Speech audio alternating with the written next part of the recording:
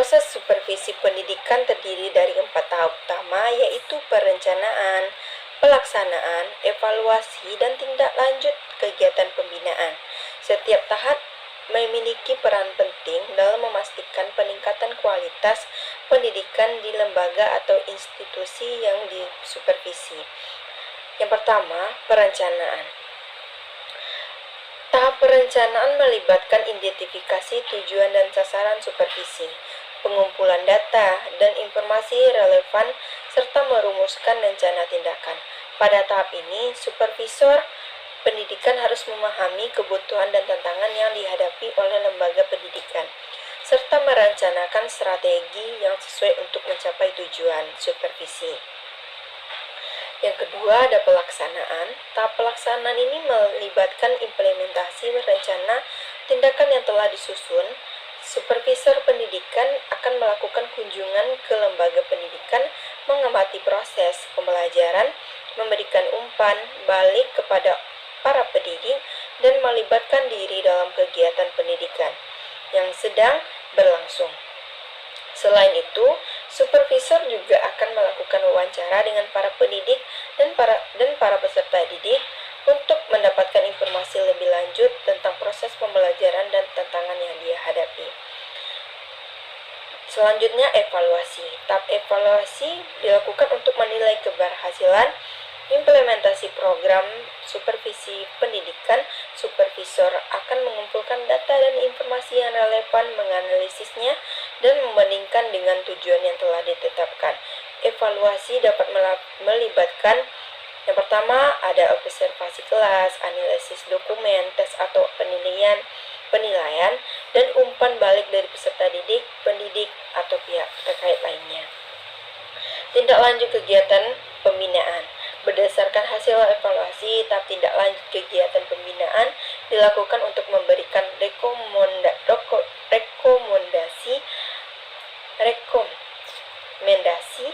dan dukungan yang diperlukan untuk meningkatkan kualitas pendidikan. Supervisor pendidikan akan berkomunikasi dengan pihak terkait seperti kepala sekolah, guru, atau staf pendidikan untuk membahas temuan dan rekomendasi yang dihasilkan. Tindak lanjut dapat berupa pelatihan tambahan, pengembangan kurikulum, perubahan kebijakan, atau dukungan lain yang dibutuhkan. Selain proses supervisi, terdapat juga berbagai teknik yang dapat digunakan dalam pelaksanaan supervisi pendidikan. Berikut 4 teknik supervisi pendidikan yang umum digunakan. Yang pertama, ada teknik individual. Teknik ini melibatkan supervisi yang dilakukan secara individu antara supervisor dan individu yang disupervisi seperti guru atau kepala sekolah. Melalui teknik ini, supervisor dapat memberikan umpan balik secara pribadi, melakukan observasi langsung terhadap individu, memberikan bimbingan, serta mengidentifikasi kebutuhan pengembangan individu secara spesifik. Yang kedua, teknik supervisi kelompok. Teknik supervisi kelompok melibatkan beberapa guru atau tenaga pendidik dalam satu sesi supervisi. Supervisor pendidikan mengumpulkan sejumlah guru yang mengajar mata pelajaran atau bidang yang serupa untuk melakukan observasi dan diskusi kelompok. Dalam teknik ini, guru-guru dapat saling berbagi pengalaman, memberikan umpan balik satu sama lain, dan bekerja sama dalam memecahkan masalah atau tantangan yang dihadapi dalam pengajaran. Yang ketiga, teknik supervisi langsung. Teknik supervisi langsung dilakukan dengan mengamati guru atau tenaga pendidik secara langsung selama proses pengajaran di ruang kelas atau tempat kerja. Supervisor pendidikan akan mengamati interaksi antara guru dan siswa, metode pengajaran yang digunakan, pengelolaan akses, pengelolaan kelas, dan hasil pembelajaran yang dicapai. Setelah observasi, supervisor akan memberikan umpan balik secara langsung kepada guru untuk membantu mereka dalam meningkatkan praktik pengajaran. Yang keempat, teknik supervisi tidak langsung.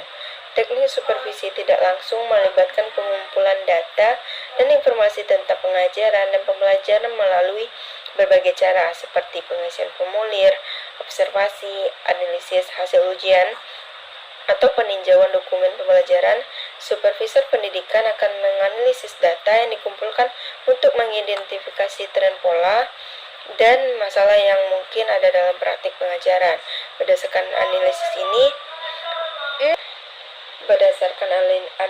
ini, supervisor dapat memberikan umpan balik tertulis atau rekomendasi kepada supervisi pendidikan memiliki kelebihan dan kelemahan tertentu, dan pilihan teknik yang tepat tergantung pada konteks, tujuan supervisi, dan kebutuhan guru atau tenaga pendidik yang sedang diamati. Penting bagi supervisor pendidikan untuk memilih teknik yang paling sesuai untuk mendukung pengembangan profesional guru dan meningkatkan kualitas